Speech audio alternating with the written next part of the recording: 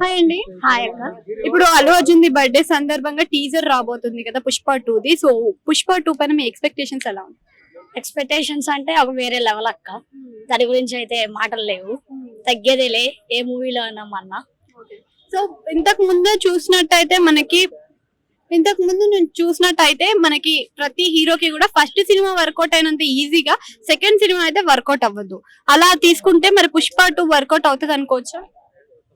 అంటే ఒక మూవీ ఒకటి వెళ్ళిందంటే ఇంకోటి వచ్చింది కదా అక్క, అవ్వచ్చని నేను అనుకుంటున్నా. అవుతది. పుష్ప 3 ఉండే అవకాశం ఉంది అంటున్నారు, మరి ఉంటుందా? అక్క పుష్ప 3 కూడా ఉండే అవకాశం ఉంది అంటున్నారు. దాని మీద అయితే నమ్మకం లేదు. పుష్ప 2 అయితే ఓకే బెటర్. సో ఇప్పుడు టీజర్ ఆల్రెడీ ఒకసారి చిన్న గ్లిమ్స్ అయితే వదిలేరు కదా మనకి పుష్ప 2లో. గ్లిమ్స్ తర్వాత నీకు ఎలా అనిపించిందో చూసాక? సాంగ్ విన్నాను నేను ఒకటి. ఆ సాంగ్ అయితే నాకు చాలా బాగా నచ్చింది. సో ఇది గోల్డ్ గురించి స్టోరీ అంటున్నారు కదా.